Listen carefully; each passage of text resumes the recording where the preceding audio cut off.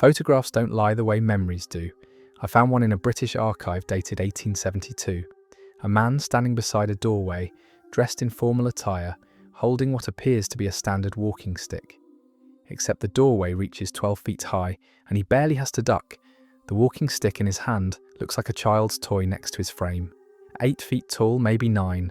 And before you say, circus performer or medical oddity, look at the photograph again.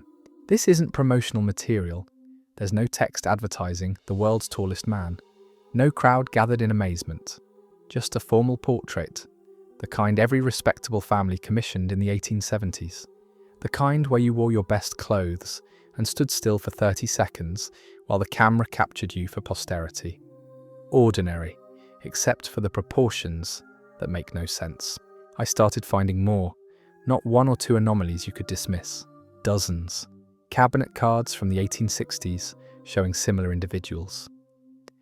Tin-type images with men and occasionally women whose height ratios, compared to standard furniture and doorways, suggest 8, 9, sometimes 10 feet tall, always in formal settings, always dressed appropriately for their era, sometimes standing with family members of normal height, never advertised as attractions, never identified as anything other than people. The British Museum has several such images filed in their archives. The Smithsonian acknowledges them in passing, then categorizes them as medical curiosities without further examination. French collections contain similar photographs, catalogued and stored away. Russian imperial records mention persons of unusual stature serving in ceremonial positions. The pattern repeats across institutions. Acknowledge the existence, assign a category, move forward, never investigate, never question why. But here's what bothers me. These photographs cluster in specific decades, primarily between 1850 and 1900. Then they stop appearing, not gradually, suddenly, as if the people they depicted simply vanished from society overnight. Contemporary written accounts from that era describe these individuals not as freaks or medical anomalies, but as regular members of society. Guards, overseers, foremen of construction projects, positions of authority and supervision, jobs that required physical presence and commanded respect. Many of these photographs show the subjects standing in front of buildings, massive structures with architectural features that seem absurdly oversized for normal human use. Doorways that tower 15 feet high in working corridors, where grandeur serves no practical purpose. Staircases with risers so tall a typical person must strain to climb comfortably. But place one of these 9-foot individuals in the frame, and suddenly the proportions make perfect sense. The building wasn't designed for intimidation, it was designed for its actual occupants. I started measuring government buildings from the 1700s and 1800s. Not the grand entrances meant to impress, the interior spaces, administrative corridors, back hallways, working offices, consistently 12 to 15 feet high, courthouses across America, administrative buildings throughout Europe, government complexes in Russia, India, South America, all built during the same period, all featuring the same oversized proportions, all supposedly designed this way for aesthetic reasons despite the obvious impracticality and added construction cost. In St. Petersburg, administrative buildings from the early 1700s have 12-foot doors in service hallways. In Buenos Aires, municipal structures feature staircases requiring enormous strides. In Delhi, colonial-era government buildings supposedly built by and for British administrators contain furniture scaled for someone considerably larger than a 6-foot man. These weren't ceremonial spaces. These were working buildings, offices, administrative centres, the everyday architecture of governance and oversight. Who were they built for? That's where Tartaria enters the picture. If you've never heard the name, you're not alone. Most people haven't, despite the fact that it appears on maps from the 1700s and early 1800s as a vast territory spanning northern Asia. Not a legend, not mythology, An actual labelled region appearing in encyclopedias, atlases, and historical records with the same casual certainty as France or Spain. Then sometime in the mid-1800s, it vanishes. Not conquered, not renamed, erased. The maps get redrawn. The encyclopedias stop mentioning it. The history books pretend it never existed, but the architecture remains. Massive stone structures across Central Asia, Russia, Mongolia. Buildings of impossible scale and precision. Doorways sized for giants, halls that echo with vastness, all supposedly built by various empires or local craftsmen with no documentation, no verified construction records, no explanation for how they achieve such engineering feats with the technology supposedly available at the time. What if the giants in those photographs weren't anomalies at all? What if they were administrators, overseers, the guardian class of a civilization we've been taught to forget? What if Tartaria, whatever it actually represented, employed these individuals not as curiosities but as functional members of society? And the architecture we see today reflects that reality. It would explain why the photographs always show these individuals in formal official contexts, why they're depicted in positions of authority, why they disappear after the 1890s, right when the last references to Tartaria vanish from official records, why the buildings remain but the occupants have been systematically written out of history. And it raises an uncomfortable question. If you wanted to erase a civilization from collective memory, wouldn't you start by erasing the most visible evidence? The individuals whose very existence proves something else was here? The photographic record isn't the only evidence. Throughout the 1800s and early 1900s, newspapers across America regularly reported discoveries of giant human skeletons. Not scattered anomalies, systematic findings. The New York Times in 1885 reported a 7-foot skeleton discovered in a Michigan mound. The San Diego Union in 1895 documented bones of extraordinary size found during railroad excavation. The Middletown Signal in 1899 covered giant human remains uncovered in Ohio. These weren't tabloid sensations designed to sell papers through fabrication. These were mainstream newspapers reporting what was at the time considered newsworthy, but not particularly controversial. The accounts described skeletons measuring 7 to 12 feet in length, often found in organised burial sites, frequently accompanied by artefacts suggesting advanced metallurgy and construction knowledge. Then something changed. After approximately 1920, these reports stop. Not gradually, abruptly. Discoveries that were once front-page news simply ceased to appear. The skeletons already found. Many were sent to the Smithsonian Institution for further study. The Smithsonian now claims no such skeletons exist in their collections. Missing, lost, misplaced during routine transfers. Hundreds of specimens all vanished without proper documentation. The pattern is too consistent to dismiss as careless record-keeping. Discoveries peak in the late 1800s, the same period the giant photographs appear, the same period Tartaria disappears from maps. Then everything stops, the photographs stop, the newspaper reports stop, the maps change. The encyclopedias rewrite themselves as if someone decided certain questions were no longer acceptable to ask. Why would you bury evidence of human biological diversity? Why systematically remove physical proof that challenges the standard narrative of human history?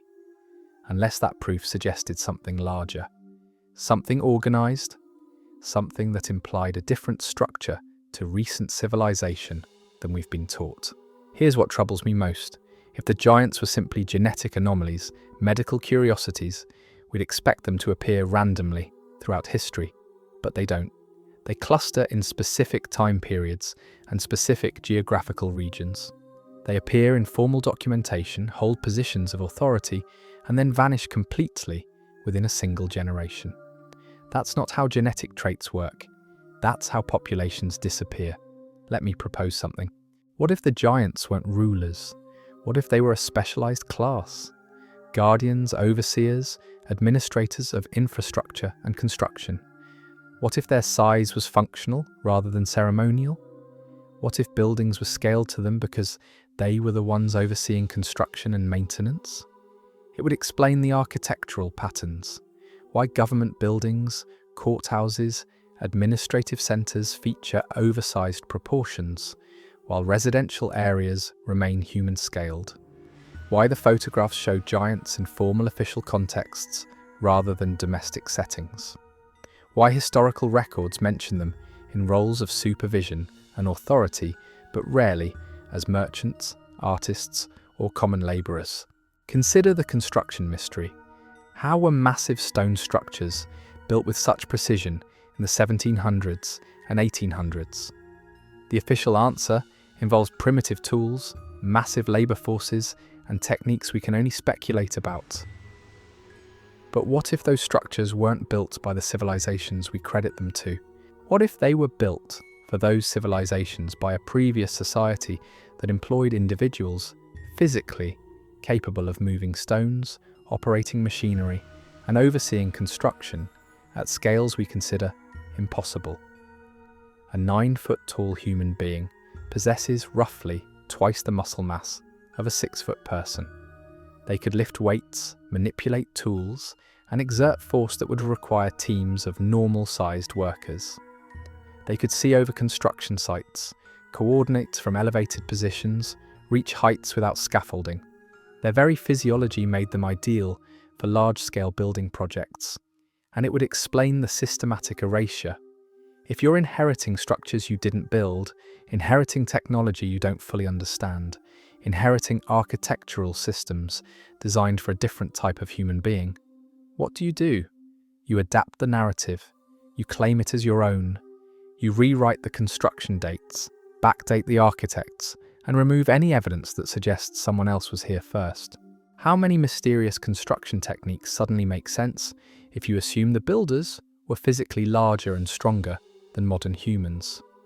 How many impossible engineering feats become merely difficult if the labourers stood 9 feet tall? The evidence suggests something much larger than random genetic anomalies. What disturbs me isn't the evidence itself, it's the coordinated silence surrounding it. Academic institutions don't debate the giant skeletons. They pretend they never existed. Museums don't display the photographs. They file them in archives marked miscellaneous or unverified. Historical societies don't investigate the architectural proportions. They dismiss them as artistic choice. The pattern repeats across disciplines, across countries, across centuries of scholarship. It's not active suppression, it's passive erasure. Questions that simply aren't asked, evidence that isn't examined, dots that aren't connected because connecting them leads to conclusions that don't fit the established narrative. When you point it out, when you lay the evidence side by side, the photographs, the architecture, the newspaper reports, the missing records, you're met with the same response. Interesting, but not significant. As if coincidence explains everything. As if patterns don't matter. As if asking why is somehow inappropriate. But the why is the entire point. Why did humans of extraordinary size exist in sufficient numbers to be regularly photographed and regularly discovered in burial sites? Why were they documented then forgotten? Why does architecture from a specific period accommodate their proportions? Why do these elements cluster in the same geographical regions and time periods as Tartaria's disappearance from cartographic record? And why, when you mention any of this in academic circles, does the conversation immediately shut down? Not with evidence, not with counter-arguments, with dismissal. I keep returning to the photographs because they show something official history cannot explain away. These weren't monsters, they were people. Individuals with faces, families, occupations. People who stood for formal portraits, wearing the same clothing as everyone else in the 1860s and 1870s. People whose existence was so unremarkable at the time that photographers saw no need to explain or contextualize their presence, but we've made them remarkable by erasing them. We've made them impossible by denying they were ever possible. We've turned documented reality into forbidden speculation.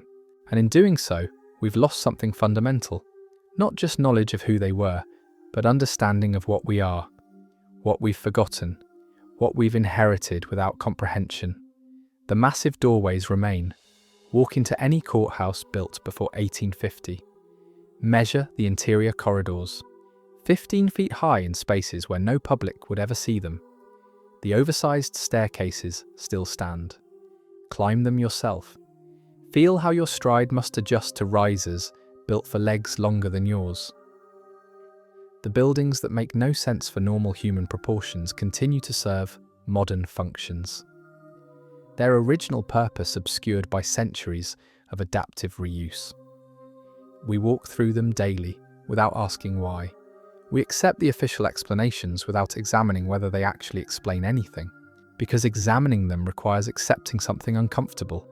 That history isn't a straight line of progress, that we might be living in the remnants of something more sophisticated than what we've built, something we didn't construct, something we don't fully understand, that the giants in the photographs weren't aberrations but evidence of a different arrangement, a different society, a different world that existed here before the current one was written into being. I found enormously sized chairs in estate auctions and forgotten museum storage rooms. Not thrones, not ceremonial pieces meant to intimidate. Ordinary chairs, dining chairs, desk chairs designed for daily use, except they're scaled wrong. Seat height measuring 30 to 36 inches from the floor.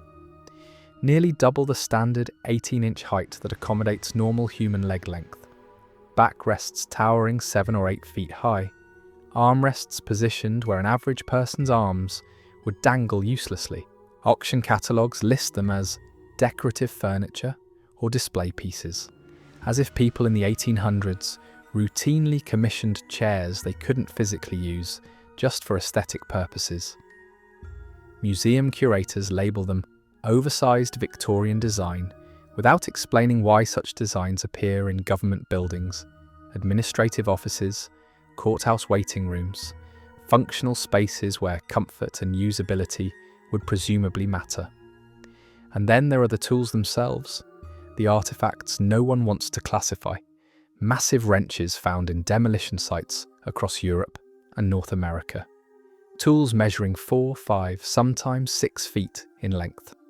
Not decorative, not ceremonial, functional tools with wear patterns, the kind of grip erosion that comes from actual use.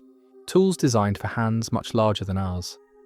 Museums categorize them as industrial equipment without explaining what industrial process would require a wrench weighing 200 pounds that needs to be operated by someone with the grip strength of 3 normal men. Auction houses sell them as antique curiosities without asking why they were manufactured in such quantities that they keep appearing in estate sales, barn cleanouts, and building demolitions more than a century later, and suddenly the oversized tools and furniture aren't anomalies anymore. They're confirmation. So who were these people? Were they the guardians of Tartaria? The administrative class of a civilization we've been taught never existed? The overseers of construction projects whose scale and precision we still can't replicate with modern technology? I don't have definitive answers, only questions that accumulate, that build upon each other, that create a weight the official narrative can't support. Why does the photographic evidence cluster in the exact decades when Tartaria disappears from maps? Why do architectural proportions match the scale of individuals in those photographs? Why do newspaper reports of giant skeleton discoveries stop precisely when references to advanced pre-industrial technology begin to be omitted from historical records? Not coincidence, not random variation, not independent anomalies that happen to align. Pattern. And when you see the pattern, when you trace it across continents and centuries, when you watch it appear and disappear with suspicious precision, you have to ask, what aren't we being told? What did we inherit that we've chosen to forget? What knowledge was lost or hidden when the maps were redrawn and the giants disappeared from history? The buildings remember, even if we don't. The photographs preserve what the encyclopedias erased. The evidence persists, waiting for someone willing to ask the questions everyone else has agreed not to ask. Who were the giants? Why did they disappear? And what else vanished with them that we're still pretending was never here at all? These aren't rhetorical questions. They're invitations to look again at the world you thought you knew, to measure the doorways you walk through, to examine the photographs hidden in museum archives, to read the newspaper accounts from 1885 that no modern textbook mentions. The answers won't come from institutions that have spent over a century maintaining this silence. They'll come from individuals willing to see what's been left in plain sight, from people who understand that the absence of something in official records doesn't mean it never existed. It just means someone decided you weren't supposed to remember it. But the buildings stand, the photographs survive, the tools remain, and the questions, once asked, cannot be unasked. The official story claims these people never existed, that the photographs are misidentified, the skeletons are hoaxes, the architecture is coincidence. But you've seen the evidence now. You know what happens when you measure those doorways yourself, when you examine those photographs without the filter of institutional dismissal, when you ask why instead of accepting what you've been told. History isn't what we've inherited, it's what survived the erasure. And somewhere in that gap between what was documented and what we're allowed to remember lies a civilization we've been taught to forget. A civilization whose guardians stood 9 feet tall and built structures we still can't explain. They're gone now, but their world remains all around us, hiding in plain sight.